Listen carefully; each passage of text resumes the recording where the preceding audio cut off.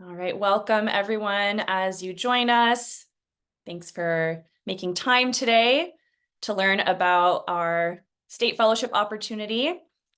So we're going to go ahead and get started. It's 12:01. So you are joining for the 2025 State Fellowship Informational Webinar.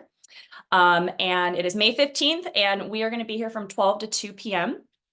And so we'll do some quick introductions so you can know who the California Sea Grant staff are that are going to be here for our webinar today.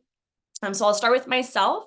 My name is Delaney Medina. I am the Fellowship Program Coordinator, and I sit on the Science Integration team at California Sea Grant. And one of my roles is to coordinate the State Fellowship Program. And I'm going to pass it over to Herminia. Hello, everyone, and welcome. My name is Herminia Robles, and I am the financial manager here at California Sea Grant. As part of the fiscal team, I oversee the educational portion of our program, which includes our state fellowship program. Thanks, Herminia. And then I'm going to pass it down to Leon. Good morning, everyone. My name is Leon Gua, and I'm the research coordinator here at California Sea Grant, helping manage our competitive research grants. Thanks, Leon. And last but not least, Sarah. Hi, everyone. Good morning. I'm Sarah Horowitz. I am the reporting and evaluation coordinator here on the science integration team, working with California Sea Grant, and I help organize and process all of our reporting for National Sea Grant. Thank you. All right, thank you so much. So a little bit of some housekeeping as we get started in our webinar today. We are going to ask that all of our attendees utilize the Q&A function. So if you have questions throughout our informational webinar, please feel free to drop your questions in the Q&A. And we're going to have Leon helping to monitor that chat, as well as Herminia. And we will promote your questions to answer them for everyone, and we'll address them as we go. So please feel free, as you have questions, to ask them in the Q&A chat, and we'll address them accordingly. We also are recording this webinar so we can post it later on the request for application webpage that's on our website. So if you do have to hop off a little early, you are welcome to watch the recording later on. You're also welcome to revisit the recording if you need information repeated to you. We're also going to ask that any hyper-specific questions, maybe just regarding yourself as an individual in terms of your eligibility or anything that falls in that realm of specific questions, we're going to kindly ask that you email us at sgproposal@ucsd.edu for very hyper-specific questions. We're available. We're here to help. So yes, so feel free to email us there. Our agenda today, we are going to go over some Sea Grant history and talk about our specific program here in California. We're then going to dive into the state fellowship and give you all of the information that you need. And then halfway through, we're actually going to bring on some state fellow alumni. So we're going to have 4 alumni joining us to talk about their experience with the fellowship. And then they're also going to make themselves available to you in breakout rooms for individual questions. And we'll also be discussing with our alumni and with our Sea Grant staff some application tips and tricks. So I really encourage you to stay on for the full time if you can, to hear a little bit of perspective about how to make yourself a competitive applicant and provide a strong application. All right. So with that, we're going to dive in. So our Sea Grant history and overview. So the National Sea Grant College Program was actually established by U.S. Congress in 1966. And what the network really does is it works to create and maintain healthy coastal environments and economies along all of our coastal states. So the Sea Grant Network, it consists of a federal university partnership between the National Oceanic and Atmospheric Administration, known as NOAA. And we have 34 university-based programs. And what you can see from our map here is that we have these programs in every coastal state, also in the Great Lakes state, and then we're also in some other U.S. territories, Puerto Rico and Guam. So what the network does is it really draws on the expertise of more than 3,000 scientists, engineers, public outreach experts, educators, and students to help citizens to better understand, conserve, and utilize America's coastal resources. So it's a very broad network, a very dense network in terms of the expertise and resources. And we're really happy to be a part of it here in California. So what does California Sea Grant do specifically? Our mission is to provide the information, tools, training, and relationships needed to help California conserve and sustainably prosper from our coastal and marine environments. And we do that through a number of avenues. The first one is through our grants and funding. So Leon mentioned earlier that we have a lot of competitive research grants that we run, that a lot of California-based universities, researchers, scientists apply for that funding. We run fellowships, the state fellowship being one of those, where we really utilize our outreach and education arms of our mission. Our communications, this enables us to tell stories of all of the scientists, fellows, colleagues, staff members that are working within the Sea Grant network to tell our story here in California. And extension. So extension is a really unique part of Sea Grant as a whole, and also California Sea Grant. It's where we really combine our education outreach work, our science work, and kind of couple that with industry along California's coastlines. So it's our ability to build partnerships and leverage opportunities in order to make changes that are going to impact California's economy and also advance our research here. Something I did want to mention as we go through our webinar is that Sarah's going to be dropping links in the webinar chat. So feel free to visit the webinar chat if you want to be able to access relevant links. She's gone ahead and already dropped our request for application for the state fellowship. Also, if you want to know a little bit more about California Sea Grant specifically, you can visit our website. So thanks, Sarah, for doing that. And to our attendees, feel free to monitor the chat for those links throughout our discussion today. So California Sea Grant, as I mentioned, Sea Grant is a university-based partnership. So our university that we are partnered with is UC San Diego. And what's really special is we're situated at Scripps Institution of Oceanography. So we have the ability to have access to a lot of researchers and scientists in the coastal ocean realm. And specifically, our offices are in the historic Little Cottages on Scripps campus. So we are located in La Jolla, but we do work up and down the entire state of California. All right, so that is our overview of California Sea Grant and Sea Grant as a whole. And what we're going to do is we're going to dive into talking about the state fellowship specifically. So as you have questions come up, I really encourage you to discuss them in our Q&A. So fellowship. So what is the goal of a fellowship with California Sea Grant? We have two overarching goals. The first one is workforce development. So through the state fellowship, what we're doing is we're leveraging partnerships with host offices, and many of those host offices are state agencies. We do have a few NGOs that partner with us through the state fellowship as well. But this is really an opportunity to provide you development as a professional as you enter into your early career stage of your life. And workforce development is where fellows have the opportunity to have discussions in meetings, be a part of large projects. They can do anything from running conferences, workshops, helping to write scientific reports, being out in the field to help collect data, analyzing that data. So all of this is to say that it's all focused around ocean coastal policy. But workforce development is a really, really strong goal for California Sea Grant. And the state fellowship is one of our fellowships that really helps to advance that goal of ours. Now, through workforce development, the state fellowship in particular gives very specific hands-on experience.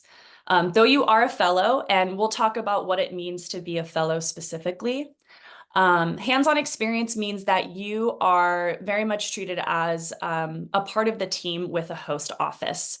We're careful not to say employee because you are not an employee of the host office. You're not an employee of California Sea Grant or the university. You are a fellow, and a fellow is an individual who is trying to advance their skills, their experience, and they're doing that through hands-on engagement with their host office. So networking is a really large part of that, mentorship through your supervisor, being able to participate in all aspects of your fellowship position. So this is the goal of the state fellowship. It's to develop you as a professional, and it's also to provide you with hands-on experience. So what is a fellow? This is a great question that I love to answer because oftentimes, maybe you've done an internship, maybe you've volunteered your time, you've been an entry-level employee, you've been a grad student, but what does it mean to specifically be a fellow? So you're being gifted an award, and this award is to help advance you in your early career. So for the state fellowship in particular, eligibility is open to those with a master's, PhD, or a JD.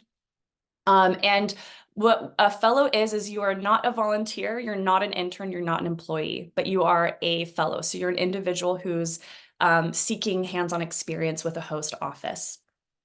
What we look for from our fellows is the ability to provide substantial professional contributions to a host office. So as we talk about your application later on in our webinar today, we're going to discuss that it's important to express what it is that interests you about a fellowship, and specifically the state fellowship, what you're looking to gain through a policy-based opportunity like this, but also what can you bring to the host office? What skills do you have that you think would be really applicable working in a host agency in the policy space in California? So it's a balance. It's a balance of understanding what you can bring to the opportunity, but also how are you going to benefit as a fellow and as a young professional.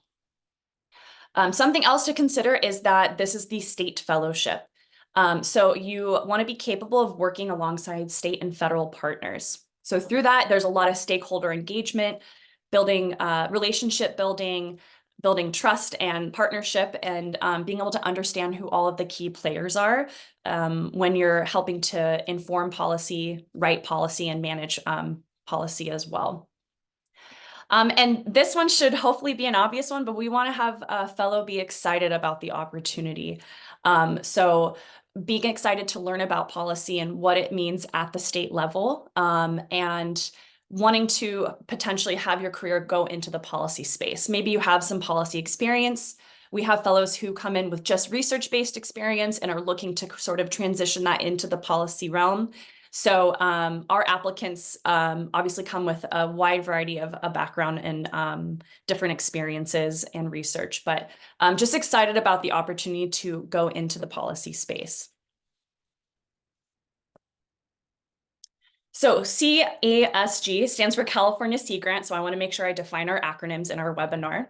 And actually, this is sort of a timeline. So this shows you what are the fellowships we offer with California Sea Grant and at what point you would be eligible to apply for these fellowships.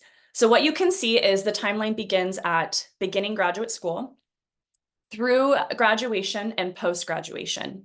So at this time, we don't offer undergraduate fellowships, but we offer fellowships to students to support their research in their graduate program. And then we offer fellowships for those who are ending the term of their graduation and then postgraduate. So what you're doing after you've received your graduate degree.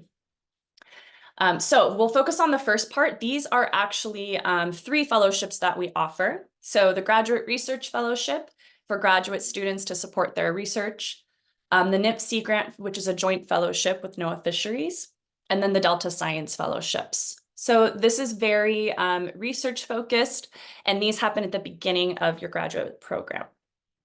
All of you, though, are here for the interest of the state fellowship. So this happens as you're still in your graduate program, but you're nearing the end of your graduate program, nearing your graduation date. So the state fellowship, you can see that it's offered annually, and it is a 1-year fellowship program. The other fellowships we offer that are also going to be as you're nearing the end of your graduation term are going to be the Knaus Fellowship and our NOAA Digital Coast and Coastal Management Fellowship. These are fellowships you're applying for while you're still in grad school, but you would be starting as you end your graduate program. The last one is postgraduate. So again, thinking about what you're doing after your graduate school. So extension fellowships, those are fellowships that aren't necessarily on a reoccurring basis, but they're typically 2 years. They're usually offered occasionally every 2 years, and those are usually with our extension specialists who are a part of our extension team, as I mentioned with our work. And those can be anywhere in California, depending on the area of focus and what extension specialists you would be placed with. But just wanted to sort of paint the landscape of fellowships with California Sea Grant. And you can actually see at the bottom, we offer 3 types. We offer fellowships in research. So those are going to be mostly for folks who are still in graduate school to support their research with research funds, policy-focused fellowships, and then outreach fellowships. So all of you today are here for the state fellowship, which is a policy-focused fellowship. So let's look a little bit at the state fellowship timeline. And I actually think, yeah, so as we look at this timeline, Sarah's going to be dropping in the chat a link to the timeline on our request for application. So you're going to see a lot of dates there. You'll see some dates that say mandatory. So I really recommend that you save those dates now in your calendar to make sure that you're available for those. So with the state fellowship timeline, what you can see is that the applications are due in June.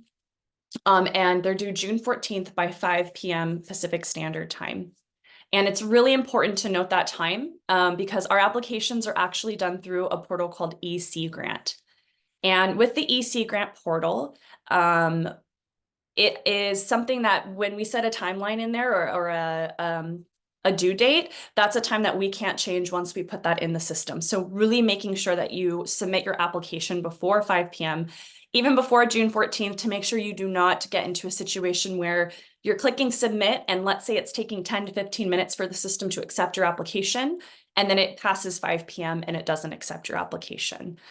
So just as you're applying for this opportunity, please keep that in mind to give yourself plenty of time in advance to submit all of your materials and to make sure the system accepts it. So you have plenty of time when you click that submit button.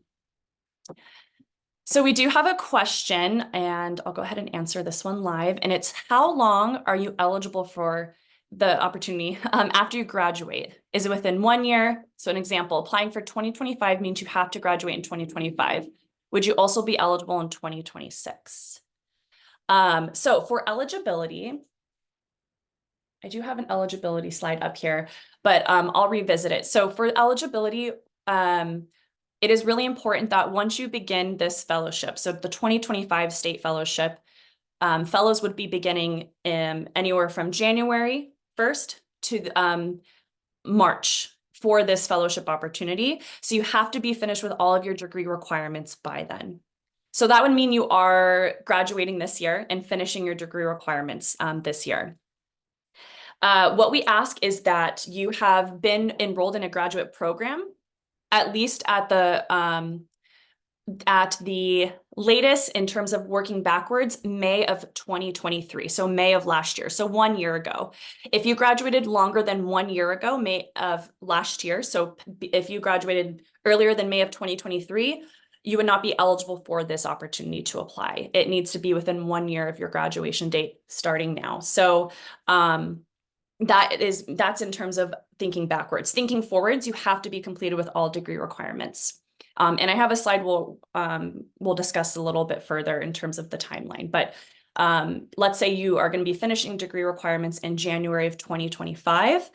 Then it's possible you could start a fellowship in February, March. It all depends on the host office. And those are things that are worked out as applicants become finalists and get to meet our host offices and can see what the different start dates are and how that can be worked out amongst an agency with a supervisor.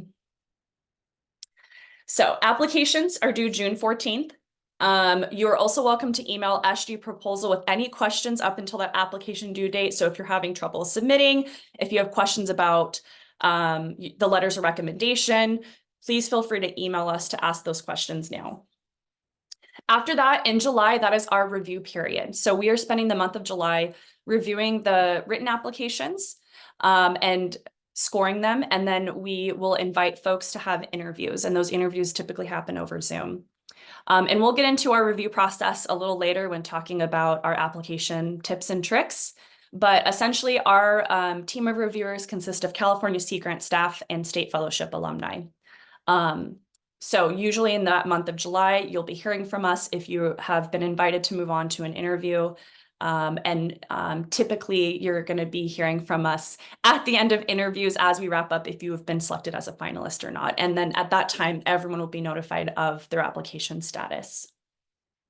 There's some important date to note in July. So if you are selected as a finalist, you will know before the end of July, and you will be invited to an informational session. So I really encourage you to put this in your calendar. This is an information session that's really important that you attend if you're selected as a finalist. So that's July 31st from 12 to 2 p.m. Pacific Standard Time. August is all prep. August is meeting our host agencies, prepping yourself as an applicant and as an interviewer for the matching workshop, which takes place in September. It's reviewing all of the position descriptions for all of the available fellowship opportunities, watching videos. So our host offices create get to know you videos and presentation videos so you can learn more about the agencies and understand that the work that they're doing and what you would be doing as a fellow. So this is all a prep month. We'll have a mixer event, which I'll touch on in our detailed timeline a little bit later. But this is a month where you want to be giving yourself time to prepare yourself for the actual matching workshop, which is when all of the interviews take place. So it's a really important week to note in August is going to be the actual prep week where we will be hosting that mixer, where you'll be getting to meet a lot of the host offices. And that's going to be August 26th to the 30th. So that's an important date to note there, just that week in general. Lastly, the most important month of the state fellowship process is going to be the matching workshop. So there is a mandatory interview scheduling event that takes place September 4th, and you have to be available for that. So I would mark that in your calendars. And that is going to be where you're signing up for interview spots with our host offices if selected as a finalist. And then the actual virtual matching workshop. This is when interviews take place, the matching process happens. That's September 16th through the 23rd. You do not have to be virtually present all of those days, but again, an important week to note, and details are available on the request for application webpage. All right, we are perfect on time here. So the state fellowship specifically, we are proud to say that to date, we've had 329 state fellows. Our current cohort consists of 21 state fellows, and our state fellowship is actually modeled after the Knaus Fellowship. So the Knaus Fellowship is a national fellowship where all Sea Grant programs participate and send finalists to the National Sea Grant Office, where they compete for fellowship positions in Washington, D.C., working in policy at the federal level. The state fellowship is scaled down to just focus on the state of California, working with state agencies and policy. So you can actually see that over time, we've grown the program in the number of post offices and also the number of fellows. So you can see over the years that number has been growing exponentially. And we're really proud for the number of fellows we've had today. And we have a really strong alumni network, and you'll get a chance to meet some alumni later on in our webinar. But for a very straightforward description of what the state fellowship is, it's a one-year fellowship in a federal, state, or municipal agency to learn about and work on implementation of marine policy and management in California. And I just wanted to drop in some photos of our past state fellows to just show that it is a state fellowship that's focused on your individual goals and developing you as a professional. But with that, you really become a part of a very large network of alumni. You bond with other fellows. Oftentimes our fellowship positions, you're working with other fellows at an agency. So we have many host offices that host more than one fellow. So not only are you part of your year's cohort, but you also have sort of unity if you have a fellowship at an agency where they're hosting more than one California Sea Grant fellow. So I just wanted to drop some photos to show. These are some photos from, we have fellows who were at the Capitol in Sacramento. We have a photo from our 50th anniversary that we celebrated last year at the California Museum. We have pictures from, we host an annual meeting in San Diego for our every cohort for the state fellowship, where it's a 3-day meeting where all the fellows get to meet, and we provide training and professional development, and they get to visit the Sea Grant offices in, at UCSD. And you can see our fellows do get out on the water, even though this is a policy fellowship. There's a lot of behind the scenes work happening, but you do get to see the other side of the fence sometimes and go out at sea or participate in day trips and learn about the field work that's happening with host offices as well. So where do our fellows end up? This is going to be something that we get to hear a lot about from our alumni panel a little bit later. But you can see we have some statistics up until the year 2020. And you can see that we have been able to track 209 of the 329 state fellows, 21 of them still in their fellowship, of where they've ended up. So you can see that our fellows end up in careers in policy, management, NGOs, private sector, academia. So they are really across the web of policy on state level, federal level. And they've gone on to really build strong careers. And also a lot of them have gone on to move high up into the agencies that they were fellows at. And now they are supervising fellows in more recent years. So when I say it's a strong network, it's a very strong network, and a lot of different pathways that are taken post-state fellowship. And thank you, Sarah. So Sarah dropped in the chat, if you want to know more about where our fellows have ended up, you can visit that link and you can see a map of where all of our fellows have gone. So this here is actually a snapshot of who our current host offices are. So you can see that we have 20 currently we have 21 state fellows. So many of these host offices are hosting more than one fellow. And you can see that it ranges from state agencies that sit at the California Natural Resources Agency in Sacramento, like the Delta Stewardship Council, Ocean Protection Council. We have fellows in San Diego who work with the Port of San Diego. We have NGOs represented. We have Monterey Bay Aquarium, where we have 2 fellows currently working in education and community outreach and sort of building that gap into policy and the work being done with policymakers and scientists at Monterey Bay. National Marine Sanctuaries, we have fellows who are in Channel Islands and Monterey Bay. The California Coastal Commission, Fish and Game Commission, the California State Coastal Conservancy. And then we have a lot of conservation estuary work being done up in San Francisco with the Estuary Partnership and the Conservation and Development Commission. And we also have the California Water Board. So you can see that all of these fellowships, they're covering policy, whether it's coastal, whether it's water management, focused on habitats like estuaries and watersheds. So you can kind of see the different host offices and potentially who could be hosting in 2025.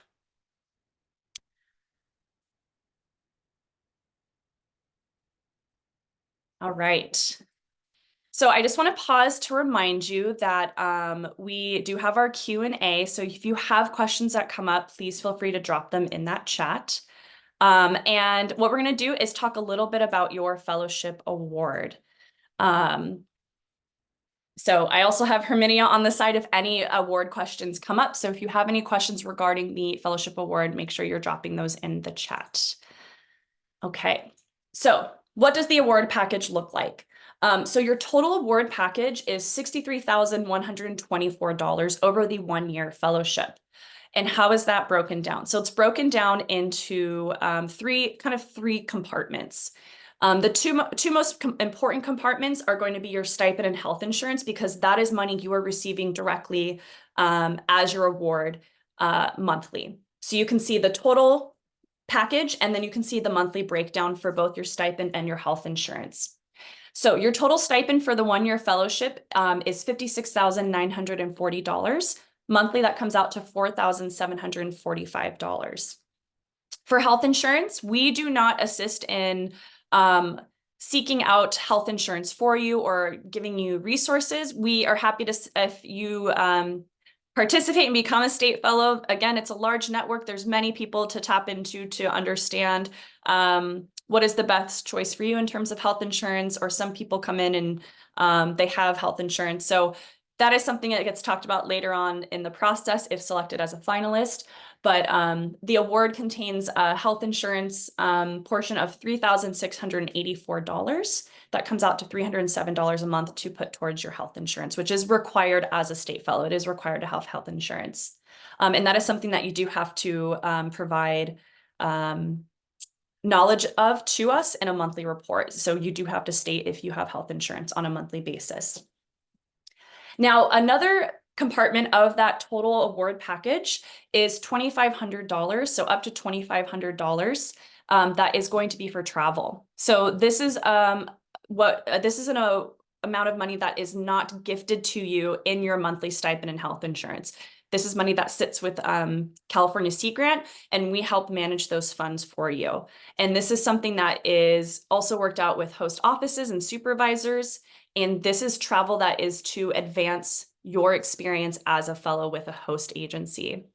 And I know we have a question that popped up, and Herminia came on the screen. So let's talk a little bit about award, and I'm gonna have Herminia help answer this live. So the question is, if you have health insurance already, do you still get the health insurance portion of the award?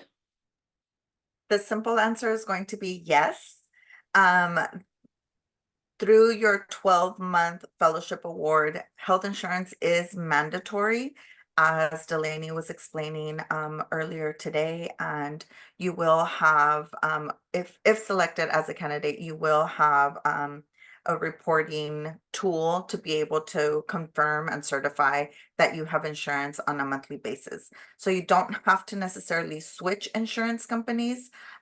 Just know that that health insurance premium is added to your stipend and sent to you on a monthly basis to be used for your current health insurance or any new health insurance that you may have. Now, if your portion is more than 307, we don't have any money to allocate to go over that amount. So then that would be something that you would have to have out of pocket, or you can just select a different health insurance plan. Thanks, Herminia. Great. And yeah, and Leon is typing a response to Nicholas in our chat, so you can always check for the answered questions there as well.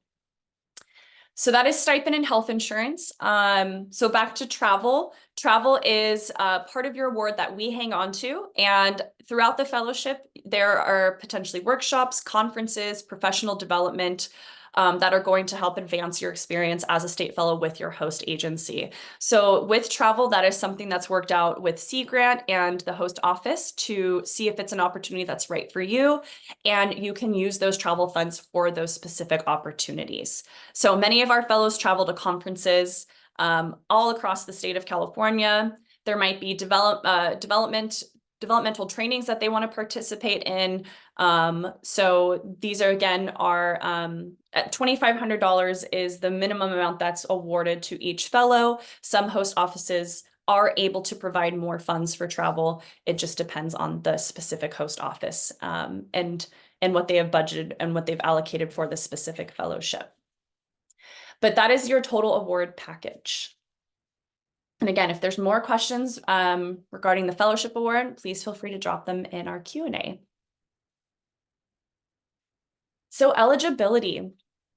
So we'll kind of go back to some earlier questions we've had, but applications may be submitted by a graduate student with a master's, PhD, or a JD, and of course, expressing and showing interest in policy and having worked in the environmental space, your degree being from the environmental space. Maybe you have an education background, maybe you've worked in land management before, but we encourage you to apply. And you can see that a graduate student from a California university has to have recently completed a degree after May 1st, 2023. So that is the minimum date. Now, when we say the last part here, this is very important because what we don't want to get into with someone who becomes a finalist and accepts a fellowship position is that they push this timeline a little too close to the start of a fellowship date, which our fellowships have to start between January and March of 2025. They cannot start later than March. And we also strongly encourage and ask that the fellowships start within the first 10 days of the month to help with billing and processing with the agreements with our host offices. So thinking to March, if you're thinking about how far you can push out a start date, March 10th would be the ideal latest start date for this fellowship opportunity. If you feel that at that time you're still going to be completing degree requirements, I really encourage folks to think carefully and intentionally about how realistic it is that you'll be able to finish to start a fellowship opportunity. And you can always consider applying to the 2026 state fellowship. So if you have specific questions about that, you can reach out to SG Proposal if you have a specific situation that you want to talk about one-on-one. But I will read this. Fellows must complete all degree requirements before starting the fellowship. So it's very, very important to keep that in mind. And again, think about your individual situations. So what does the application look like? So here's just a snapshot of the application package. And Sarah's going to be dropping in our chat the request for application. And this is our webpage on our website where you can scroll to see all of the application components. So it's really important to remember that you are not emailing us these components separately or even packaged together in a PDF. All of this is done through our EC Grant application portal. So when you visit our webpage, you're going to see a link will take you to EC Grant. It's a completely different website, separate from the California Sea Grant website. And you will have to register and create an account, and you will apply through the opportunity that way. So it's very, very important to remember that you are applying through EC Grant. So you can see the first component of this application is going to be the CV, or your curriculum vitae. So with your CV, it's really important that you're being mindful of all the opportunities that you've had in your life, but also keeping in mind where you're at in your career and how long your CV should be at that point. So many applicants, they seek advice from their graduate programs, whether it's a PI, whether it's a fellow grad student.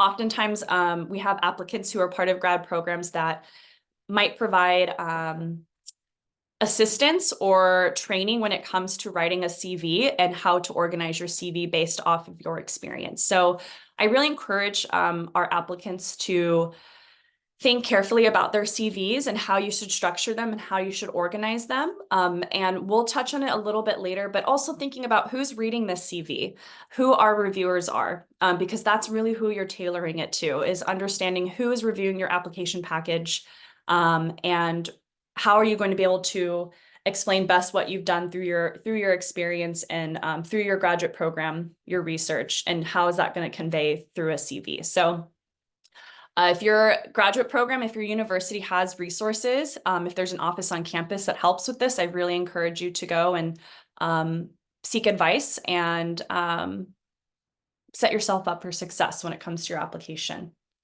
So the next part of the application, one of the most important parts, and you'll see we'll go into the evaluation criteria and how these weigh in terms of point system, but your personal education and career goal statement. So this is sort of like the cover letter when you're applying for a job. You have your CV, which is sort of line item by line item, stating all of your experience. You probably have certifications, trainings, courses you've taken, papers you've published. But your personal education and career goal statement is your opportunity to talk about yourself and share your experience, share your background, and give the reviewer a little bit of insight into who you are and why you want to be a state fellow. How does the fellowship benefit you? What will you bring to the fellowship? So this is a really important part of the application. And it's our first chance to sort of get an idea of who you are as an individual. So this is great because there's an icebreaker portion. So it sort of breaks the ice of getting you into writing. And then it breaks down the questions a little bit further and asking about your goals as a young professional who's going to be leaving grad school soon. And then also just Deja providing your experience in your life. Maybe you've had hardships you've had to work through. Maybe you've worked in difficult situations in previous roles. So Deja is a really important part of our work with California Sea Grant. And there are many places that have different acronyms for this, but for us, it's diversity, equity, inclusion, justice, and access.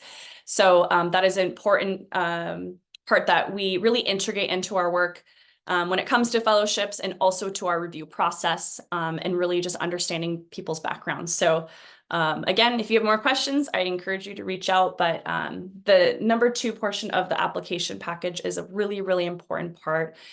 So I consider you to not leave that part to the last minute, but to take time writing and really giving yourself a good amount of time to maybe have people review that for you and make sure you've said everything that you want to say. The last two parts, so you can see is, that should actually say 3, it says 4, but 2 letters of recommendation. So with letters of recommendation, this is again something that gets submitted through the EC Grant portal. And what you'll do in EC Grant is there will be an option to notify letter writers. So right now it's May 15th, so you've got plenty of time, you've got a month to make sure that you're seeking out who your letter writers are going to be and giving them enough notice that they're going to be writing a letter of recommendation for you.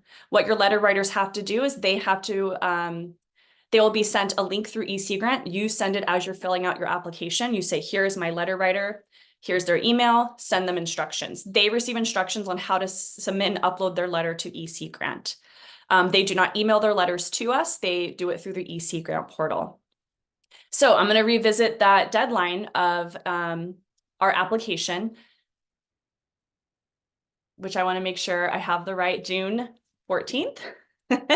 1 second. Here we go, June 14th. I almost said June 15th because it's May 15th. So you have less than a month. So June 14th. So not only is it important for you to be submitting your application, not doing it at the last day, June 14th, not waiting an hour before that 5 p.m. deadline, but also giving your letter writers plenty of time to write their letters and submit their letters through EC Grant. So if their letters haven't been submitted yet and you're waiting on them, this is a good time. It's a month check to make sure you're gonna notify them as soon as possible so they have enough time to write their letters. We've had many instances where we have letter writers reach out to us. I've been on vacation. I had an emergency. I just saw the request from the student that was asking me for the letter. And so it puts the applicant in a very difficult situation where they're having to potentially find another letter writer last minute or rushing that letter writer to write a recommendation for them. And then it's not a strong recommendation. So these are in the score consideration when it comes to evaluating all the applications. So I really encourage you to have strong letters of recommendation. Pick folks that really understand you and can visit your CV and be able to look at your experiences and speak to your skills as a young professional, as a student, as a colleague. So we have a question in the chat. Do we get notification if the letter of recommendation has been submitted? You are notified. You're notified in EC Grant. So what you'll see is as you fill out your application on EC Grant, there's going to be dots, and those dots are either like a light gray if you've not opened up that portion of the application and begun to fill it out. They're red if you've started to fill out that portion of the application but haven't submitted. They're green if you've submitted that part or completed that part of the application. So you'll be able to see the letter writers, the 2 letters of recommendation, and that dot will turn green if that letter writer has uploaded, submitted an application in EC Grant. So you'll be able to see it that way. And we are also able to see if your letter writers have submitted. So you'll be able to see that and see that in your actual portal if they've submitted the recommendation. I also encourage you, when you reach out to letter writers, give them a deadline. Don't give them the deadline that the application is due. Give them a week before, 2 weeks before. It's May 15th. If you haven't reached out yet, you probably want to be kind and give them 3 weeks to write the letter. So that would be a week prior to the application being due. So you can always verbally through communication via email, ask them to let you know when they've submitted, and you can always email SG Proposal to ask us to double check for you if you're just a little wary and want to have a checks and balance in place. So we're happy to email you back and say, yep, looks like both your letter writers have submitted, but you're also able to see that from your end as well. That was a great question. The last thing you're going to be submitting in your application package are transcripts. So these are your undergraduate and graduate transcripts. These can be unofficial transcripts. And this is a part of the evaluation criteria, but it doesn't sit as strongly as the other components of your application. So as you're uploading transcripts, make sure you have both undergrad and graduate. They can be unofficial. And what's really important with all components is that you are redacting sensitive information. So when we say sensitive information, all we need is your first and last name. Don't include contact information, addresses, student ID numbers. Those are the big ones. Phone numbers, addresses, your current city of residence, student ID number. So anything that's sensitive information.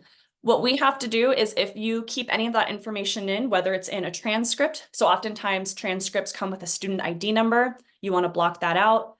In your CV, oftentimes folks have their contact info. We don't want to see that. You want to, again, redact that information. What we do is when we receive your applications, we compile them all, and then we have to go in and we will check them all for sensitive information. And if it's in there, we redact the information.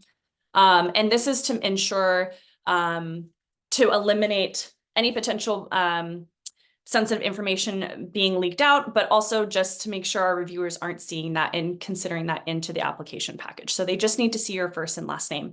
But if you leave in a home address, if you leave in a phone number, what we do is we go in and we redact it for you. We resubmit the application and it's in a protected portal. But with uploading anything online, in general, that's an important rule of thumb. But just remember that all sensitive information must be redacted. If you forget to redact one thing, your application is still eligible. We will go in and do it for you. So don't panic if you leave in one phone number on your second page of your CV. It will be okay.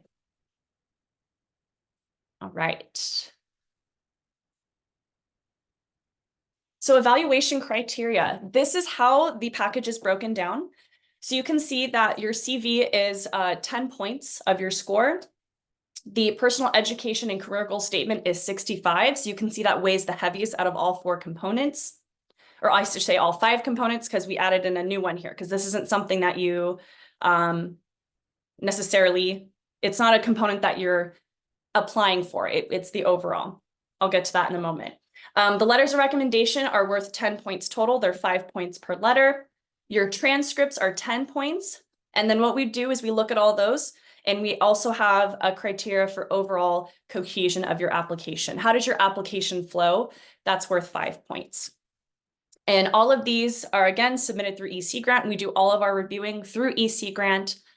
So we have all of these components already in there. But these evaluation areas are important to note, and the amount of points that each area is worth, because then it can give you a little bit of an idea of how much each weighs. Maybe you don't have the strongest undergraduate transcripts.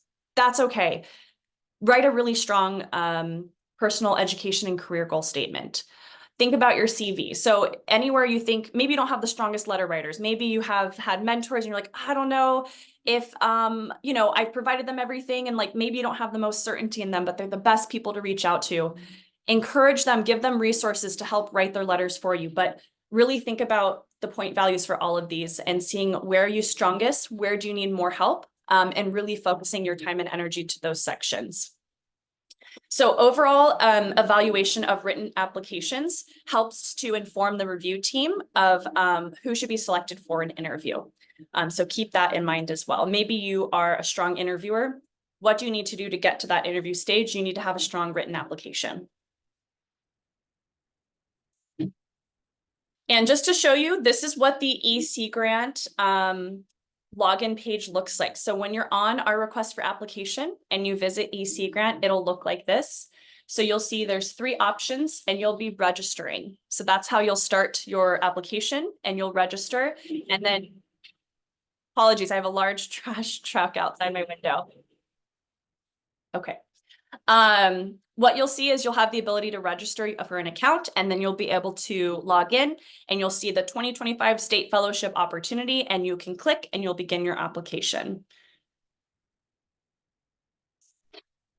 All right. So a couple of 2 more slides, and I know in the next 5 minutes, so at 12:55, we're going to be having our alumni start to join in our waiting room, and we'll be starting our alumni portion, our alumni Q&A, and application tips and tricks for the 2nd hour. So I want to remind folks, if you have questions, you can enter them in the Q&A. Sarah's been dropping a lot of really relevant and important links throughout our webinar chat, so you can open those and see if there's any questions that come up regarding any of those links as well. We have Herminia here, who's one of our fund managers, who can answer any and all award-related questions. So while you're here, please submit any questions that you have in the Q&A until, we've got 10 minutes until our alumni are going to be joining us. I do have 2 more slides to get through though, so we'll talk a little bit more about submission and how you can stay connected and timeline. So I've been saying this, but with your application submission, it's through EC Grant. you're going to register for an account. If there are going to be sections you're uploading, your transcripts, we ask that they are in PDF form. The deadline is June 14th at 5 p.m. sharp. If you're hitting submit at 4:59, it's a really high chance that your application will not get submitted on time, and then therefore it won't be accepted. So please keep in mind you're giving yourself ample time to click submit an EC grant, because oftentimes the system can back up if multiple people are trying to submit at the same time. And as I said, this portal will close at the date and time stated above, and late applications, even 1 minute late, cannot be accepted. That is, again, something that we cannot control if an application can or can't be submitted. So please keep in mind that time is really important. We want to make sure your application gets in on time. If anything comes up, though, if there's weird problems, you've had your application done for a whole week and you're submitting a week in advance, and just email us, sgproposal@ucsd.edu. We're here as a resource. We're here to help. So let us know. Let us know if you're having any trouble. If you want to check that your application was submitted, you will be notified, but you can also email us as well. So yes, we're here to help. We're here to support. However, we do have our policies in place to ensure equitability and an equal opportunity for those that are applying. So just keep in mind you're giving yourself ample time. And Sarah, thank you. She went ahead and dropped the EC grant link in the chat, so you can always open that up to see kind of what the landing page and interface looks like. So get connected. And maybe you found out about this opportunity because you're already connected to us via LinkedIn, Instagram, through our newsletter, but there's multiple platforms you can stay informed about opportunities. So you can follow us on social media. So California Sea Grant. We are trying to bring back the Sea Grant Fellows hashtag. So I encourage you to search what's under Sea Grant Fellows hashtag on Instagram. And we do have a newsletter, which I encourage you to sign up for. And Sarah's dropped a link in the chat to do so. So our newsletter is where all of our fellowship application opportunities get filtered to when we make big announcements. So if you want to stay on top of when applications are opening, subscribe to our newsletter and you can see, oh, this fellowship is now accepting applications. So it's the quickest way to know what's happening. Otherwise, it's sort of just actively checking our website or just checking our social media. So oftentimes, not always, but we sometimes will post when an application is open on our social media channels as well. It just really depends on what other stories are happening at the time. Okay. So we had a great question come in. So we're going to answer this live because I think this would be, this is a relevant question asked for folks. So how does the process to get assigned to a host office work? How does it work? And can that host be anywhere in California? Okay. So yeah, so,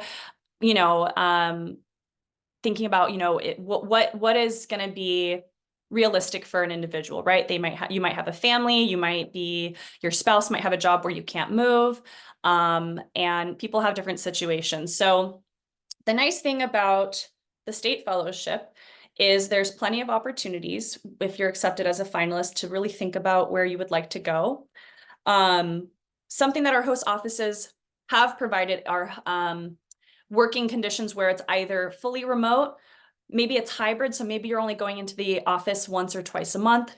There are some host offices, though, that do require you to relocate.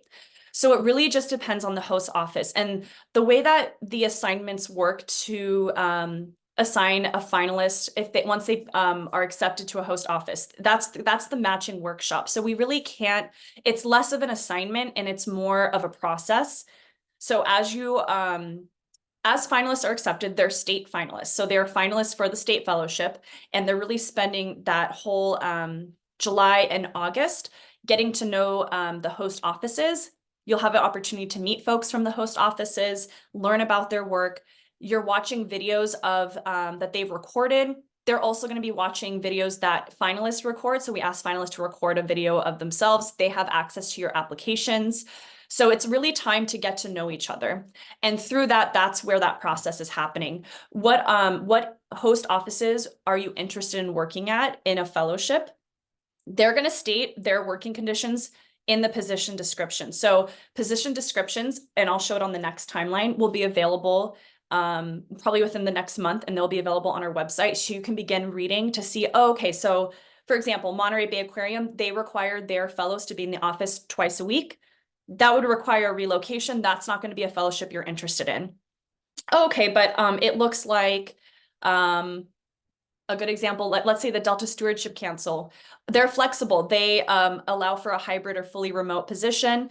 Their fellowships, their fellows only have to fly in the office once a month. So if selected as a finalist, as you go through this process, it's important to check with yourself what's realistic for your living conditions, for your ability to relocate or not relocate. And then from there, you'll see, okay, these are the positions I'm interested in. And therefore you would only express interest in those positions. And there's a lot more nitty-gritty details further down the road if selected as a finalist. Something else to note is that there's only one host office located in San Diego. That's the Port of San Diego. Most of our host offices, our agencies, are actually up in Northern California around Sacramento, Oakland, San Francisco. We have some in Central California. So and that's because this is a policy fellowship, and where is policy being created, managed, implemented? It's up in Sacramento, in the state capital. So that's important to keep in mind. That was a great question. I encourage you to still apply. And as the process unfolds, you're going to kind of see more and more, okay, you're only going to be matched with a host office that you would be able to fulfill. And that might include, okay, you don't have to relocate, or it's a hybrid position. So I still encourage you to apply. But yeah, most of our host offices are not in San Diego. So we actually have not had any fellows relocate to San Diego for this last year. One of them's working in a hybrid position, and one of them actually already lived here. But yeah, we only have one host office, and we assume they're going to be applying again for 2025. But again, we'll know our host offices within the next month or so. That was a great question. All right. So I do want to just check really quick. Okay, perfect. All right, so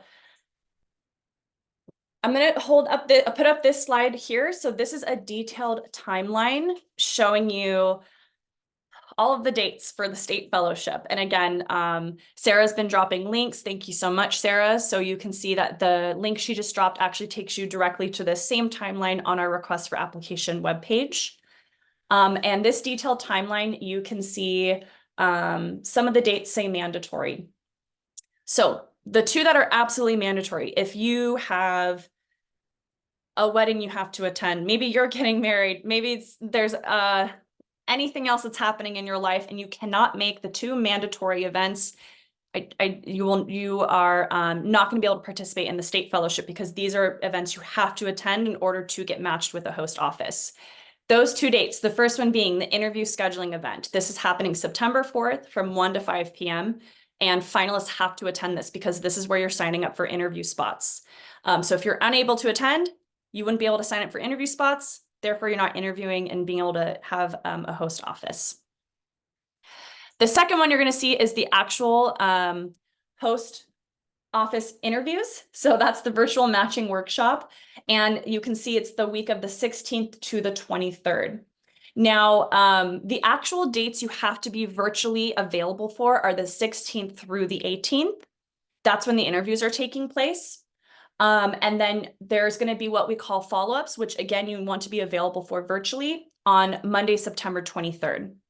That whole week, you want to be able to be present, meaning having access to your email, being available. We're going to be sending a lot of communications to our finalists that week, but actually being present virtually, the 16th to the 18th, that's when interviews are happening. A finalist might be interviewing with up to 10 host offices for 10 fellowship positions. Again, those are kind of minute details, more important if selected as finalists. So those are important dates to be available for, and that September 23rd, which is follow-up dates where, again, you need to be available virtually. So I recommend putting those dates in your calendar. The 19th and the 20th, you need to be able to be sending us communications and list and things. You don't need to necessarily be available virtually. So maybe, maybe you're have a trip that week for a conference, or you're you have other things planned, but the 16th through the 18th and the 23rd, you have to be available virtually. I'll go through some other timelines here, or some other dates on our timeline here. I do want to note that it's 1 o'clock, and I do think that our panelists are, almost all of our panelists are here. So as we are going to let them in, the last thing to note is just to see when the fellowship matches are announced, which is October 7th.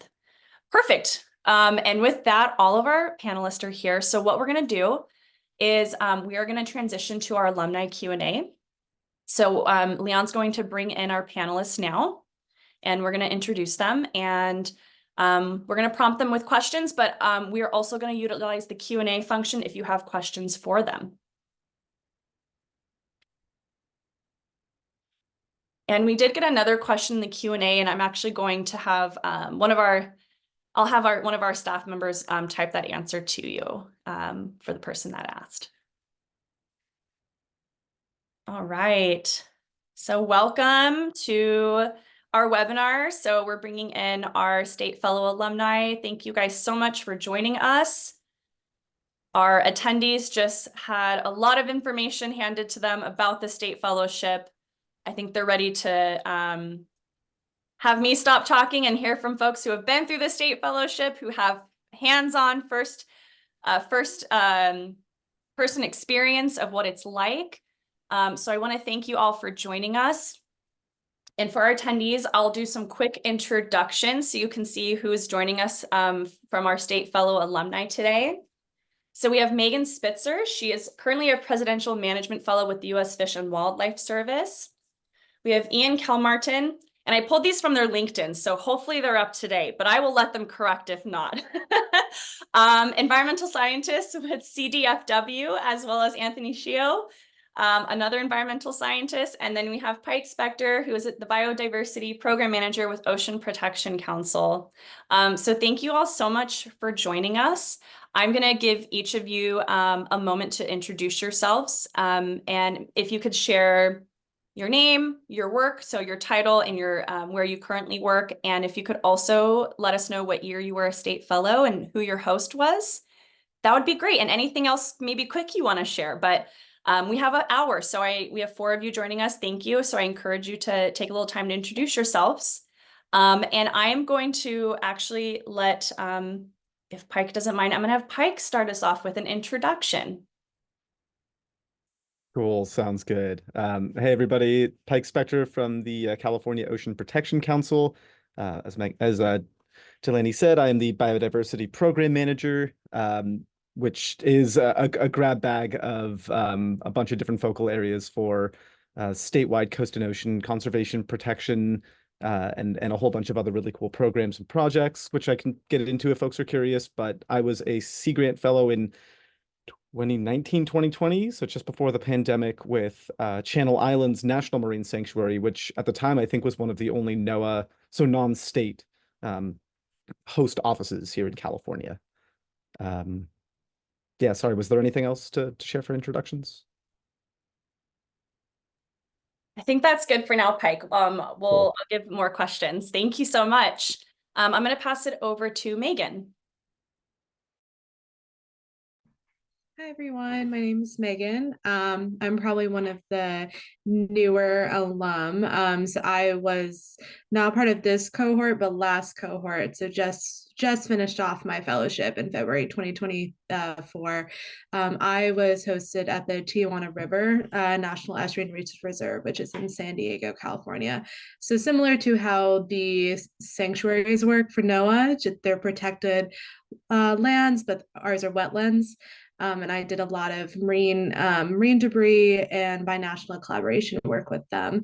And then now I'm a Presidential Management Fellow. So my old supervisor used to say I like to fellowship hop quite a bit into position. But now I'm a federal employee. I work for U.S. Fish and Wildlife out of their headquarters in Arlington, Virginia. I'm an environmental protection specialist focusing on environmental compliance and sustainability for the National Wildlife Refuge System. So still doing protected lands, but more on the management side. Thanks so much, Megan. And we'll pass it over to Ian. Hey, good afternoon, everybody. Ian Kilmartin. I was a 2018 fellow with the San Francisco Estuary Partnership, their first, if I remember right. And now, yep, I'm at the Department of Fish and Wildlife, working in the Marine Invert team along with Tony. Good to see you, Tony. And I am based out of Santa Rosa, and my main thing these days is red abalone recovery, but I do get to work on a variety of recreational and commercial fisheries. Great. Thanks so much, Ian. And nice to meet you. As I told our attendees, we have a really large alumni network. So over 300. So I'm also still meeting folks for the first time Yeah, good to meet you.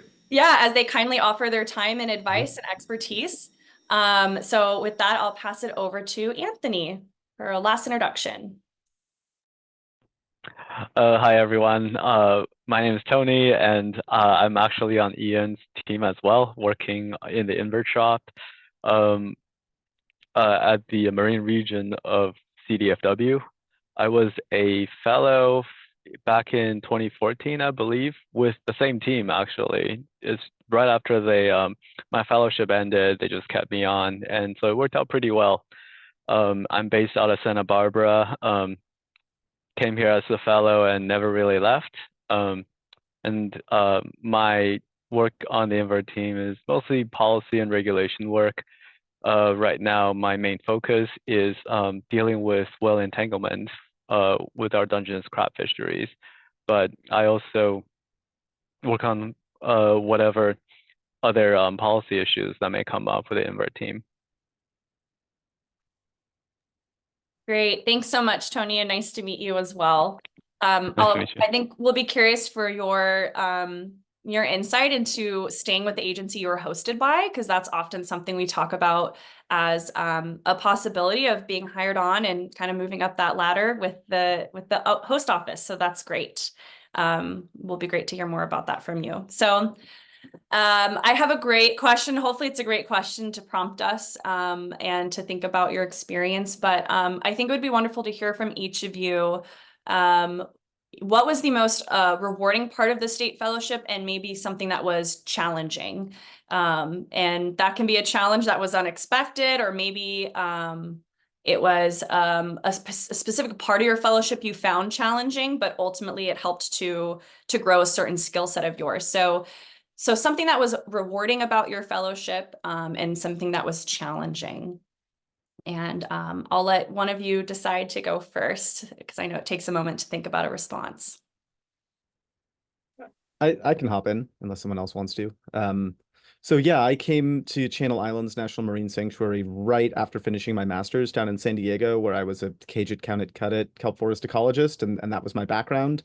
And as a grad student, I had gotten really excited about science communication. So I came out of the gate swinging for Channel Islands to do cool science and do some cool science communication, but that's not really the purpose of this fellowship. So something that was really satisfying and really exciting was getting to work with a really awesome group of members of the public and representatives from agencies on the Sanctuary Advisory Council. So that's a volunteer group. Sometimes you're voluntold to represent your respective community or constituency or agency, and they help guide the actions of the sanctuary from an advisory perspective. So they can really only advise on next steps. And it was really exciting to get to work with that group. I now sit as our alternate on that same advisory council. So on Friday, I'll be representing CNRA, California Natural Resources Agency, on that group. So it's really cool to get to come full circle. But one of the biggest challenges of being a fellow was taking off my science hat and trying to put on a policy and management hat, which again is a main focus, at least for my understanding of this fellowship and my personal experience. So Channel Islands was undergoing the beginning of their management plan revision process, and I was thrown right into the mix, planning meetings, meeting with folks, reading a whole bunch of documentation, a lot of stuff that's mostly in Tony's wheelhouse, actually. Trying to understand the policies that affects marine spatial management. So, which really helps in my career, but that learning curve was very, very steep. All right, I got some thoughts here. As far as challenges, I, for me the hardest part was kind of the selection process, and it was back in I guess pre-COVID times where they had us all running around the natural resources building in Sacramento doing 10-minute interviews, 10-minute interviews over the course of however many, 2 days. Um, but yeah, getting thrown, moving to, in my case, I came down, I had lived in Humboldt County for 4 years, moving to San Francisco and getting thrown into a new environment. And for me, it was with a group that hadn't hosted a fellow before. So just trying to figure out what I was going to do was tough. But the flip side of that was the reward. Once we did figure it out, and it was the early days of the Wetland Regional Monitoring Program. um, I got to bring these groups of very smart and accomplished people together to say, like, what's important for us to learn about in wetlands in the San Francisco Bay, and building the network just across all these agencies, nonprofits, as well as building relationships with the other fellows. And gosh, they're everywhere. So it's, you can always make a connection almost with anybody you work with. There's so many state fellows around in service, and even you can see in our team, I don't know, we have at least a half a dozen former state fellows on our invertebrate team, I think. So it's the relationships are very valuable and rewarding.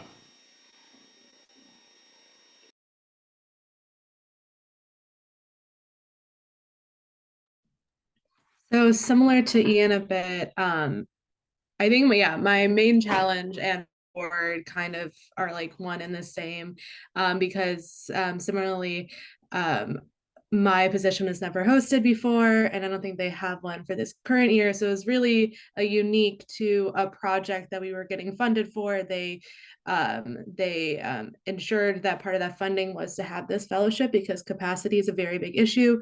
Also very unique to other positions, which that are Sea Grant Fellow options. I think the only one I could compare it to is maybe like Monterey Bay Aquarium. Of like, I was hosted by a nonprofit that had both state and federal funding to conduct projects that help in support of different state and federal regulations. So there is this interesting uniqueness of, I essentially worked for a nonprofit for a year trying to do this work. And with that came a lot of interesting aspects of just work environment that I wasn't really familiar with beforehand. Before, I had a lot more exposure to federal and state partnerships and that regulation, sometimes that red tape of what can come with that. But a little bit more resources versus I was in the opposite world of creativity was key, and really diving into our partnerships, and really just basically how much you put into it is what you're going to get out of it. And I was really fortunate to have a host that was very supportive of my professional development because they knew they couldn't offer me a position after. So they were trying to do anything they could to make sure I felt like I was developing and making the connections I needed for my next steps. And with that, I was able to help a very rewarding training. It was an 8-week long academy of sorts. It basically brought in about 40 professionals from both the US and Mexican portion of the Tijuana River watershed, and to come into conversations and training and field experiences all about marine debris and leadership and cooperation and what that means. So you can imagine 8 weeks of all-day training that happened cross-border, cross-language, and cross different disciplines was very, very challenging. But at the end of the day, the rewards of not only being more well-versed in that area, both in the actual issue focus, but then also the socio-ecological ways to address an issue like marine debris, but then also just the different soft skills you get from that of management, of communications, of prioritization of just all the little things that come with trainings and come with managing people in a huge cohort. I think those were like really rewarding for me, and just understanding also exposure to a lot of different types of organizations, of academia, state, federal, nonprofits, how they all not only interact independently but with each other, I think is really interesting.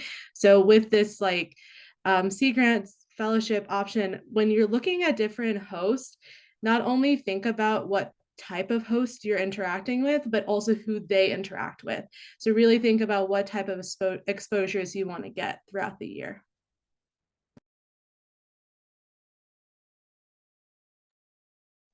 That was great advice, Megan. You kind of started going to my next question. So I know we would love to hear more about being a recent fellow too, and doing this virtually versus Ian having to be in person, running around in Sacramento, probably in the hottest month of the year. So that was great. And then yeah, Tony would love to hear as well.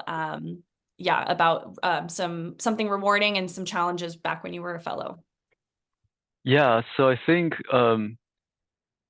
first of all, I think depending on who you're paired with and the kind of project that they'll have you do, your experiences are going to differ. But for me, when I was during my fellowship, I think the hardest part for me was to try and learn on the ground how to interact with other agency partners, as well as the various constituents that we serve as a public agency. On the technical side, the fact that you are here means that you're all very awesome, very smart, very hardworking. You're all well trained to tackle the technical challenges that may come up during your fellowship. But a lot of times I think that, personal relation, especially politics, Megan kind of alluded to it too, the red tape, quote unquote, that comes with, transparency requirements and public accountability requirements with any government agency is going to be, something that not many people are used to. But eventually, like, you're here, you're very capable, you'll learn, and it's going to be awesome. And what's really rewarding is because we have all spent so much time going through school, going through training, going through various internships and whatnot to get to this point, it's really awesome when your first work product goes out and you know that you can really impact the ocean environment, that the natural environment that we all care about, obviously, or else we wouldn't be here. That first product feel like, you're doing something for the world, and that's really awesome. Thank you, Tony. Yeah, I want to touch back on something Ian mentioned about there are state fellows everywhere. And I think a really valuable part of this fellowship is the network you build. And we've seemingly been in a very virtual space, and that person-to-person time, I think we're starting to gain it back, but there's something to be said about passing someone in a hallway on your way to grab a coffee in the break room versus being a part of Zoom meetings and you see these faces, but maybe you haven't had a chance to interact with them. And I know it happens many times in my field of work, working with Sea Grants. We work with a lot of folks, and there's times after 4 months, I'll be like, it's great to finally meet you in person, and you feel like you build that connection. So yeah, it's just nice that you touched on that, Ian, that with the state fellowship, it is a really great networking tool that gets built throughout your time. And so I'm curious to hear, and Megan started to touch on this, so feel free to expand. Maybe we'll have you kick us off, Megan, because yeah, it was our next question to prompt you. And I also want to remind our attendees, if I'm going to ask another prompting question, but as you have questions, feel free to drop them in our chat.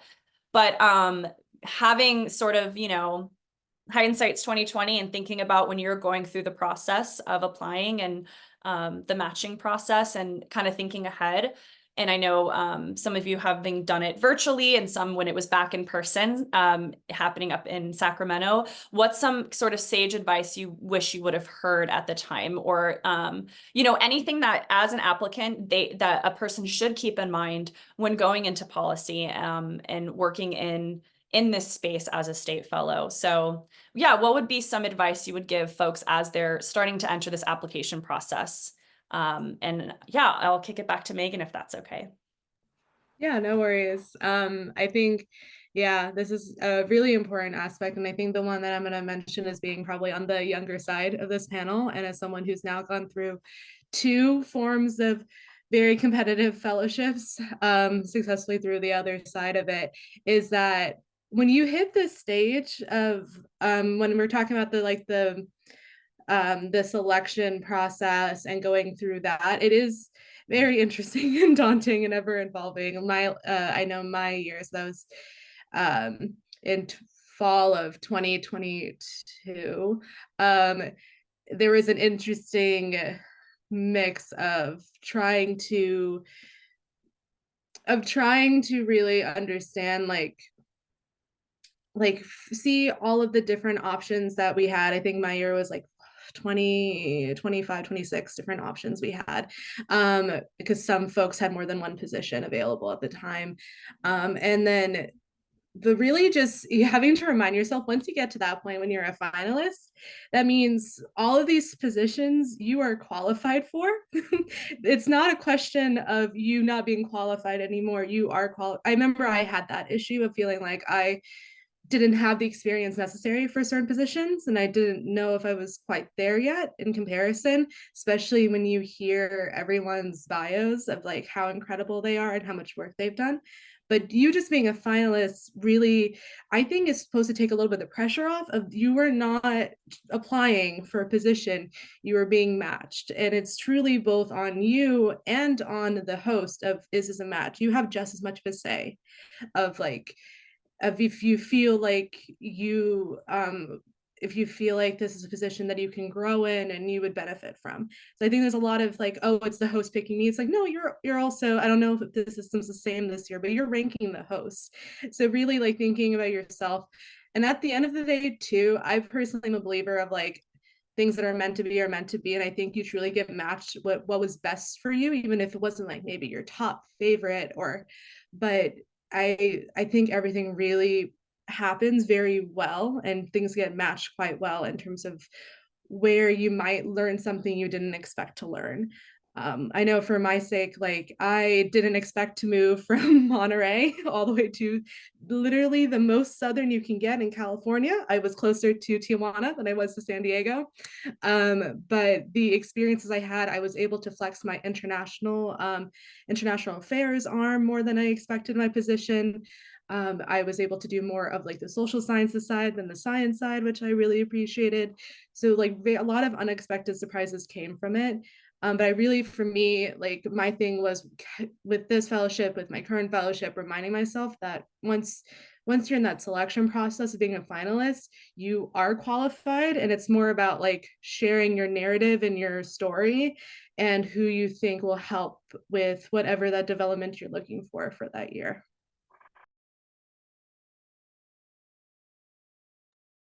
That was, could not have said it better myself, Megan, with being a finalist. And I think it's, you said it best, that it is a point in the process where you are incredibly qualified, and it's really about finding the best fit and the right opportunity for you. And it goes both ways. So yeah, could not have said it better. Thank you. Pike, Ian, or Tony, anything to add? I just have real, briefly, I think. So I've been lucky to be part of this as the application and matching processes have evolved. I've gotten to review the written applications, conduct interviews, those sorts of things. So in terms of like direct advice, what Megan says is right. Everybody's qualified, but there's only so many positions. So the applications that speak to me are when I'm reading through people's statements or they're giving interview questions where they can really articulate why they want to do this. And that's what I would say to, it can't be the only thing, but if you really take a second and think about why you want to go down this journey and do your best to articulate it in your application materials and your interview, that I think is very powerful. And then I think one thing Megan said that I want to reinforces once you get to the matching things, keep an open mind. You're going to learn something anyway. So that's it for right now. Thanks. Yeah, I want to touch on that as well, Ian and Megan, because those are really good points. I was very intimidated going through the matching process. It was just like Ian's, you're running around the building, which was, and I work in the new building now, and it's crazy trying to figure out where to go. And so that advice probably isn't super helpful now, but it's very much a two-way street once you get to that matching phase. And I would encourage anybody who gets there to keep a really open mind to try new things, to branch way outside of your comfort zone, because you already are. I mean, I'm not sure about the background of folks on this call explicitly, but most former fellows and current fellows that I know come from some aspect of the sciences generally. And so they're you've gotten a lot of training, you've gotten a lot of background, and diverse toolkits from that lens. And so now you're trying to apply that into a new space that maybe you've never dabbled in before. I certainly hadn't. I was throwing spaghetti at the wall when I was wrapping up my thesis, trying to figure out what to do next. And I think the thing that helped me get into the interview stage was being willing to step out of my comfort zone and to articulate that, as Ian said, to say, hey, this isn't something that I've done before, but I'm really curious about the application of policy, about management measures, about anything that translates science into action, into something. Something that isn't explicitly in the sciences, the natural sciences, the hard sciences, whatever it is. And I remember I almost matched with with the office that I now work for, and I pulled back that top ranking partly because I just really didn't think that I had what it took to work there. And I've now spoken to, so that the incumbent fellow at OPC, when I was in the matching phase, is now my supervisor. He's now our team lead. And I told him that when he hired me, I was like, man, I never thought I'd get here. It wasn't that I didn't think I was good enough. I just didn't think I had the skill set and the background to really serve that office as a fellow well. And he was like, man, you couldn't have been further from the truth. I have no qualms with the direction that my path took. Working at Channel Islands was enlightening. It was a really incredible experience, but I had wondered what my career would have looked like if I had been willing to be a little bit more bold. Also, that imposter syndrome is super strong in the sciences, and unfortunately, I don't think it goes away when you step into the policy space, but I think, I just tell everyone to own it, and you are a rock star. You're a subject matter expert. You're passionate. You're fired up, and let that fuel you. And don't listen to the little voice that says you're not good enough, because it's not worth listening to. Yeah, I think that, my fellow panelists have also made amazing points about, how to approach the interview process and how to think about, ranking the various agencies and approaching the interviews.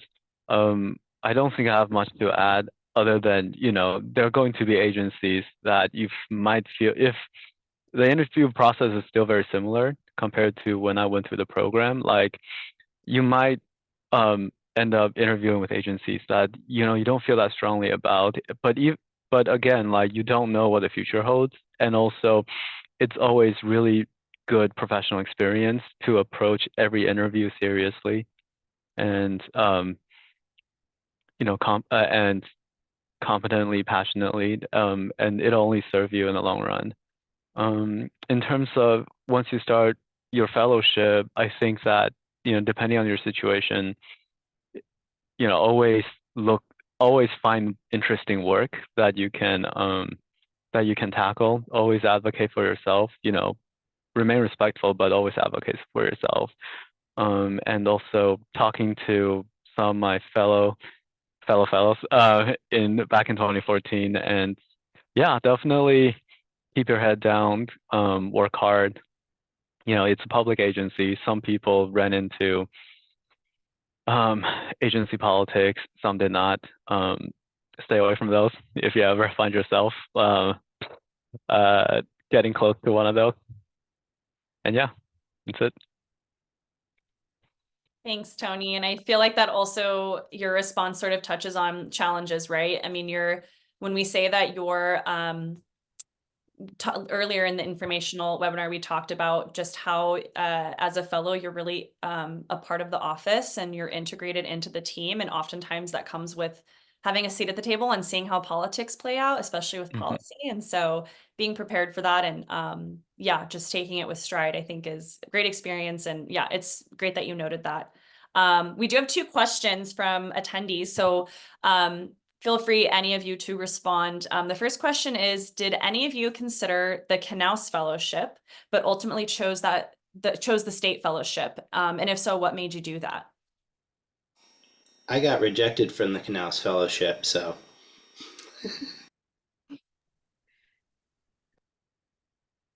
Yeah, I didn't apply, but I'm sure I would have gotten rejected because that's a very different game. I'm not gonna downplay the Knaus Fellowship, as it compares to the state fellowship, but I and still to this day feel more strongly about place-based management and the sort of finer scale engagement that you get at the state level. I mean, California is huge. It's an incredibly diverse, incredibly massive area to manage. When you talk about the entire United States, it was just a personal ethos thing. And I actually transitioned from being a fellow to being a research staff member at the sanctuary, and then went to be a federal employee at another sanctuary, and still felt like, I was looking for the right scale at which to work. So the place-based management at Channel Islands felt a little too small.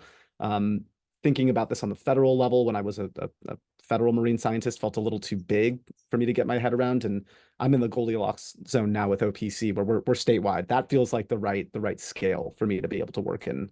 And I've had a lot of friends go through the Knaus Fellowship, and OPC's office is basically exclusively dominated by Sea Grant fellows from both Knaus and California. So we talk about that intersection a lot. And the Knaus Fellowship just didn't feel like the right fit in the context of the actual work that you'd get to be doing. It is diverse. I know folks who got to do some really exciting work and work as staffers for senators and I think a representative. But yeah, the host offices called to me more here in California. yeah. I was being a little flip. That while that is true, I could have reapplied, but it was also during if you know about what was happening in national politics in 2018, 2019, you might know why I didn't really want to go to Washington and do that. But yeah, Pike, you're absolutely right. There's so many opportunities in California. We get to do a lot of wonderful things here. Yeah. Yeah, that's my impression of it. I think that talking to friends who have gone through canals and also have gone through state fellows like us, I feel like there seem to be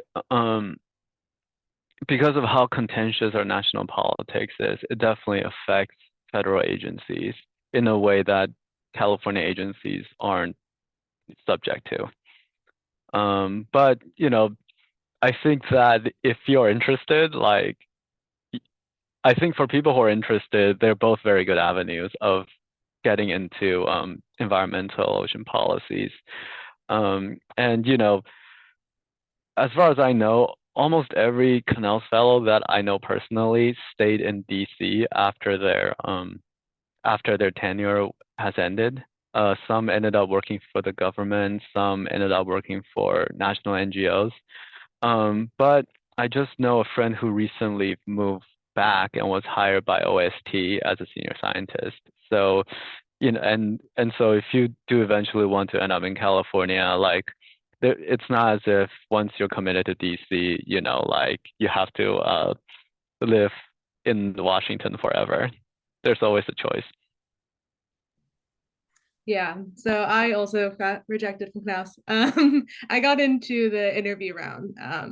It's just, yeah, my own perspective of it is that similar to what Pike was saying, they just serve kind of different purposes of what you want, and of what type of career, because there's like all these conversations, of difference between like working the public sector, private sector, NGO sector, but then the difference between like place-based, very place-based, or county or city or state or federal or international sphere, that is a huge difference. And that's not saying like use my career as a roadmap, but I kind of did it in a way that I purposely wanted to work place-based for a year and transition to a more national scope public sector service, which is what I'm doing now. And I also kind of a moment to say that my current fellowship with Presidential Management Fellows, it's similar into Knaus, where it gets you placed in federal offices. It's a little more different because PMF is it's not just environmental, it's like basically every sector you can think of. It's education or security or basically any federal agency you can think of, but it's 2 years, it's an actual salary, and it has the direct hire into the position, and it requires details. So you're required to work somewhere else within that 2 years too to gain more perspective. And so I'm happy to chat with anyone who wants to talk about that. But I also say with there's a lot of, in my perspective, there's a lot of conversations about Knaus in California specifically about like, it's really, really hard and really, really competitive. Still apply. You never know what happens. Like, and if anything, application process, especially I got interviewed, the interview process, you learn a lot from it and you make connections from it. I've utilized connections I've made from interviews, even if I didn't get the job, and it's helped me get other positions or other projects. So still go for it. But I think they serve very different purposes. And I think as much exposure you can get to different scopes of work and projects, I think is really, really beneficial. And I also don't think I would be good in my position now on the federal scope if I didn't have that place-based knowledge, because it makes me more understanding of what's happening at every refuge and site. Because if I only come in with this like federal knowledge all the time, which is kind of what Canals is more similar to, because some of the what was mentioned, some sites you're working for specific senators as staffers or committees, but some are actually in like the international affairs offices, or I think we have 2 actually at Fish and Wildlife headquarters right now that are Knaus fellows. So you can go in other places besides NOAA, but it's very, very national scope or international. And really understanding place-based, I think, is really important. And also I saw kind of in the Q&A, I know we're going to get to this, but the difference between that science heavy and social sciences work is even more drastic with Knaus. I come from more of a social science background. So the Knaus is really, really much more on the policy side. So if you are trying to gradually transition out of science, that would be a pretty drastic change, just because the work that you'd be implementing and not really a lot of opportunities are more on the research end during like your year of the fellowship.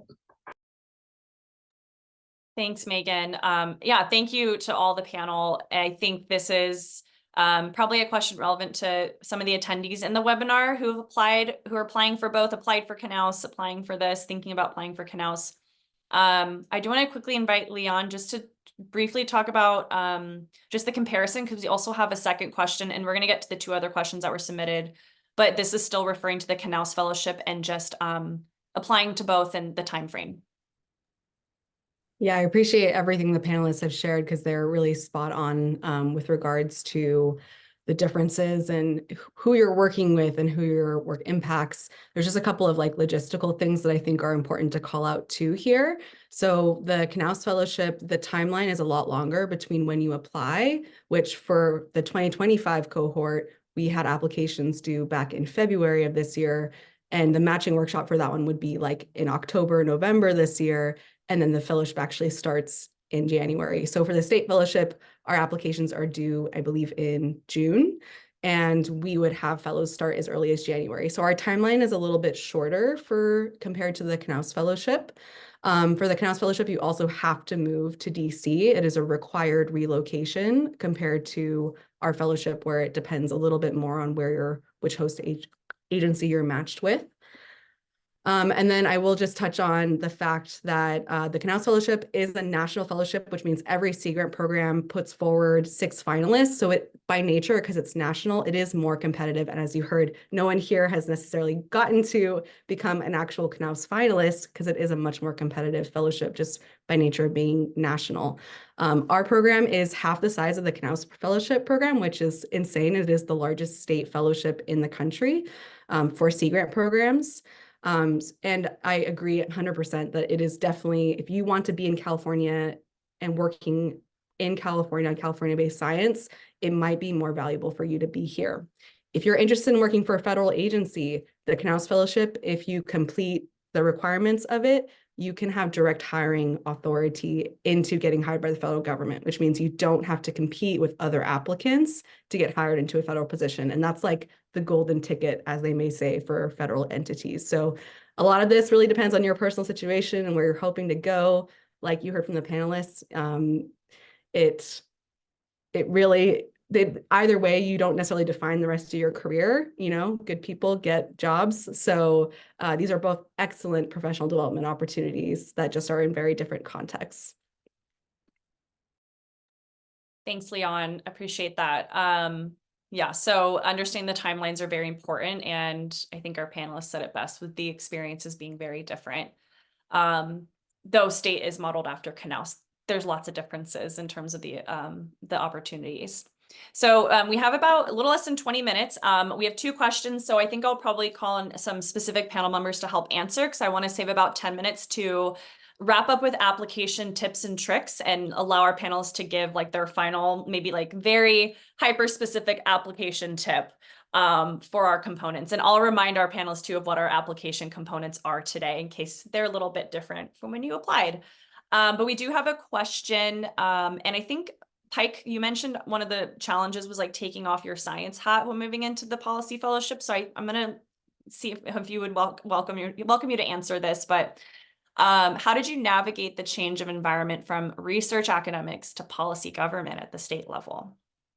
Yeah, it's a really, really, really good question. And I'll sort of bin it into 2 camps. One that's not specific to any particular field, but when you're, I mean, at least for me, when I was in grad school, we were working like 6 to 7 days a week. You're not counting the hours that you're working. It's insane. You're just it's round the clock. You're autonomous. Your major advisor might have unrealistic expectations. When you go to agency, when you're working for a state or federal entity, you clock in, you clock out, and when you clock out, you're done. At least you should be. I mean, I think everyone could laugh on this call. I definitely send emails that I've written after dinner to send the next morning so I don't look like a bad state employee. But it was a huge breath of fresh air once I realized I could actually step away and I didn't have to spend all of my free time thinking about my work. And that's the expectation. Like, we work hard, you try to get your work done as efficiently as you can, which is super important, but that's where the other camp sort of comes into place. I was told by a colleague at a different sanctuary who I knew from my undergrad when he was a scientist, good enough for government work really is acceptable. Like, you want to do better can be the enemy of good. We want to do our best. But I think in academia, you're pushed towards this sort of standard of excellence that's not really required in the context of having something, especially if it's internal. If you're doing something external, if it's public facing, then yeah, it has to be good because you're now the face of an entity, you're now the face of an agency.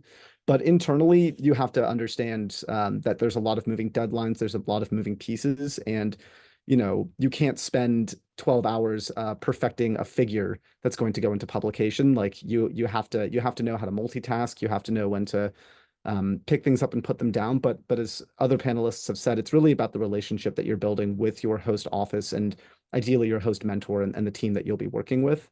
So that was a pretty big, for me, that was a big transition. And the other thing was just thinking about how to relay information. When you're in the sciences, you start with a broad idea, you distill it down to its core components, and then you flush it out and make it broadly applicable. I'm still getting hammered on this by my team at OPC. Bottom line up front, tell people what you're going to tell them, make it plain, make it clear. and share that information, willingly and publicly. It's not convoluted academic ivory tower writing. This is like learning how to write for policy, learning how to write for public dissemination is very different. And it's not science communication. That's another camp. That's another, writing style. So that was a challenge. Still learning. Thanks, Pike. I appreciate that you touched on, the differences personally, like being able to clock out and mentally kind of, leave work at work. With research and academics, you sort of don't have that internal, even that like checks and balance of like, I'm clocking out and done for the day as a state employee. And then just in terms of communication style too. So I think that was a great response. Thank you. We have one more question, and then we're going to end with our application tips and tricks. And I'm actually going to invite Tony to answer this, since you are with the agency you were hosted at. So I think we'd be curious to hear how, maybe think back to that first year, just over time, how you transitioned from being a fellow to the work you do today. Yeah, so by and large, the format of my work hasn't really changed that much. I was kept on a very long leash even since I was a fellow. So basically, we had specific benchmarks. Let me go back. When I was first hired as a fellow, my primary task is to help draft a fishery management plan for our spiny lobster fishery. And so me and my team, the team that I was embedded with, my teammates, we basically had specific sections and parts of the FMP plus various outreach efforts that we need to get done. And beyond that, it has always been up to me kind of to figure out what to do and when to finish them. That by and large hasn't really changed since I became permanent staff. Especially now, I have various projects on my dockets, and every day I take one or two large projects and I focus only on those, and basically figure out within myself, like, when should I have various things done. Nowadays, because of me being with the agency for quite a while now, I was able to pick up other really cool training. For example, like I was not a scientific diver when I first started out, but after being with the department for a while, I became certified. So then, instead of spending all my time focusing on policy, sitting in front of a screen or attending conference calls and interacting with stakeholders, I actually do get to spend more time outside now, doing research, helping out with dive effort. And so it really is kind of up to who you're paired with, the kind of, professional that you are, the kind of agency that you're put with, the teams that you have. That being said, I feel like if the agency that you're paired with sees your value, chances are they are going to like the way you're working already. So I really don't think the transition from fellow to permanent staff will be that different in that kind of scenarios. I'm sorry, that was a little stream of consciousness. Delaney, what do you think? Would you like me to elaborate more, or? No, I think that was great, Tony. I think stream of consciousness. That's a part of your work, right? Stream of consciousness. You have to be able Pretty to. much. No, I think it's helpful to understand too that a lot of the work carries over, right? And it's dependent on if you're hired into your host office, or, Pike, you moved from one host office to another, and the work can change, the temperament of the work can change, the speed, the style. But I think with this question of like what your work looks like when you're a fellow versus now, it can be a slow burn, or it really just depends on the individual. And that kind of goes back to things that Megan touched on and Ian about really thinking about what you want to gain out of this fellowship when thinking about host offices, and what your goals are, and understanding we have 300 plus alumni, and each of them will tell you something different about their experiences. It really is individualized, and we can only our alumni can give you their perspectives and give you insight into what their experience was like. And that's going to help build your understanding. But once you go through a state fellowship, you kind of create a new experience, a new insight to share with future fellows. So I think that's an important thing to note. So no, that was great, Tony. And it's interesting to hear with someone who was hired on to kind of see how the work has built and how it stayed the same in some ways. So I want to wrap up with, I'm going to share my screen again. And I'm going to ask our panelists to stay on because I'll ask you sort of one more ending question here. And I'm going to share this whole screen. Great. Okay. So we have here inside a reviewer's mind. So thinking about from the reviewer's point of view. So I mentioned this earlier, but those who review the applications, they're California Sea Grant staff and they are State Fellow alumni. So our State Fellow alumni, they've been fellows themselves. They work in different sectors of policy in California, obviously having that science research background. Our California Sea Grant staff, those who review applications can vary from us on our science integration team. So those who coordinate research, who coordinate the fellowships, those who are in reporting and evaluation. Sometimes we have those who sit on our fiscal team, help review applications as well. So it really just depends on the opportunity. One second, I want to make sure. Hold on, let me stop sharing. One of my staff members is saying we might see my notes here. Let me just stick to inside a reviewer's mind. One moment. There we go. Okay. Oh, or the RFP. Yes, that was the RFP, Leon, but that's okay. We'll just stick to this. We'll kind of go back and forth. So I think you guys can see my screen now, just the inside a reviewer's mind, correct? Great. Okay. So as a reviewer, what are they assigned to do? They're assigned to review fellowship proposals using pre-assigned evaluation criteria. And those are on our request for application. So you have access to see how you're evaluated, how it's kind of broken down percentage-wise. What are the challenges of being a reviewer? We ask our alumni to help, and our panelists here, I'm sure, have been a part of other review processes. But you have your own personal experiences and biases, and we do our best to eliminate biases. We check if there's any conflicts of interest, and those reviewers would not review that application. Work and time, just that balance.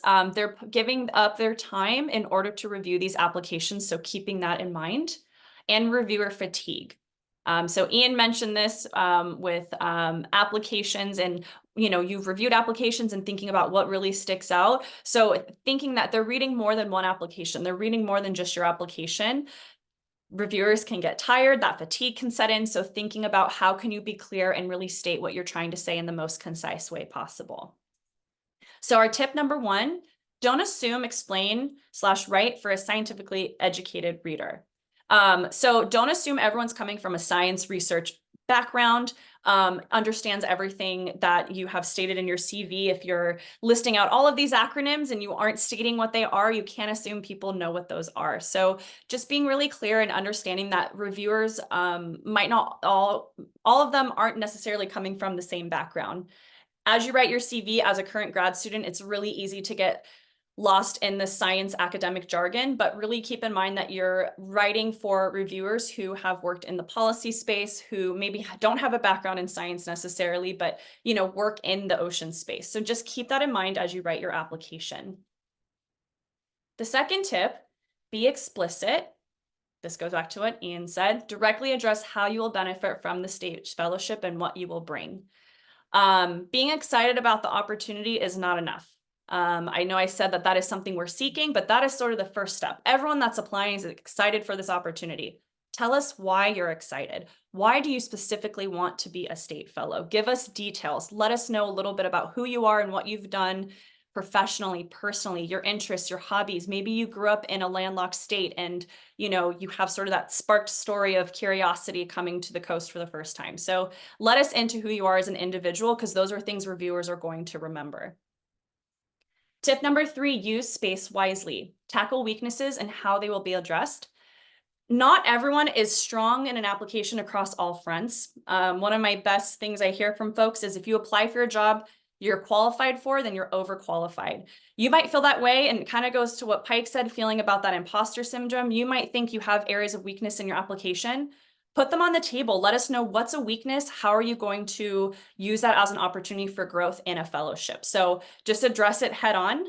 That's the best approach with your application. So try not to be intimidated by having a weakness and thinking, well, that doesn't make me qualified, but I'm going to apply and maybe put out just my application as is and try to make that weakness hide under the radar.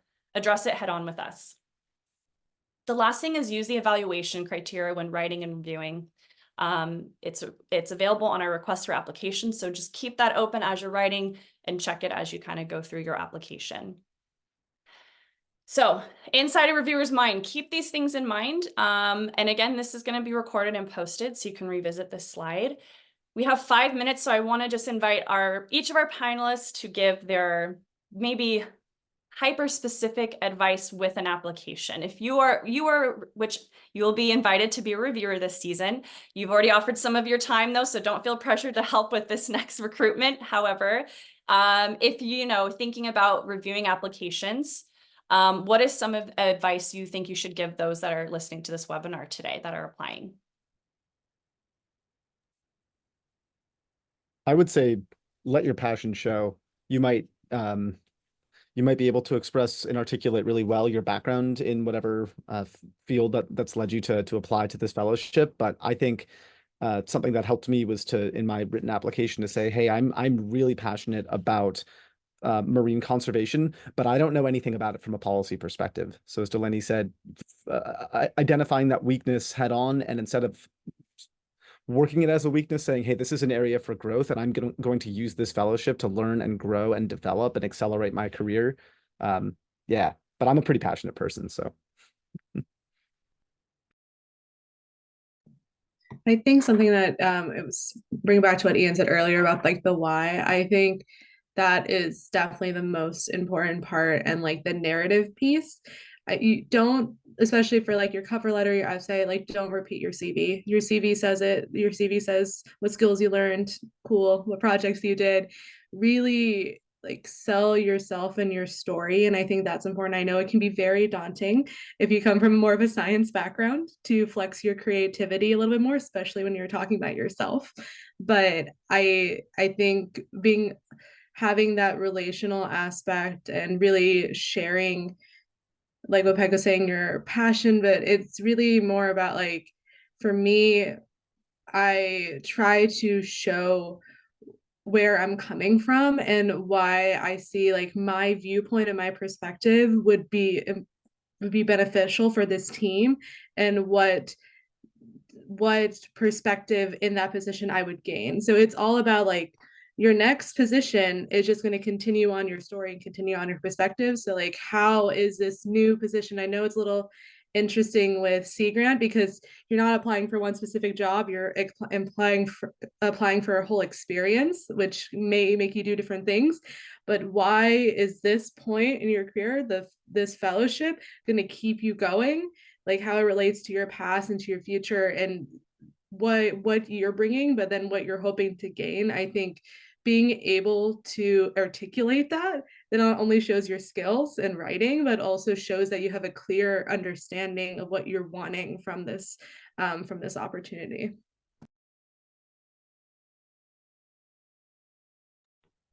Yeah, I think all the panelists here have said, really cool things, really awesome things. I'm just going to say that, I want to reiterate, just keep an open mind and just know that, you guys are all awesome. Like, it's gonna work out, whether it's with this fellowship or not. Like, it's gonna work out. Like, you'll find a fulfilling and awesome career. So, try your best and have fun. And for me, I guess hyper specific, have somebody proofread. It kills me when I read something that's awesome and then there's silly mechanical mistakes. Have somebody proofread. And also, I this is sort of like letting your passion show, but also just make sure in that cover letter you're showing your strength too. What makes you you? What sets you apart? Even if you think it's some little kind of silly thing, that brings your personality into it. And yeah, if we can sort of see the people through the page rather than Delaney said, like everybody is passionate about, everybody just about loves the ocean and is excited about the opportunity. So we got to go further than that. No, that's it. Thank you.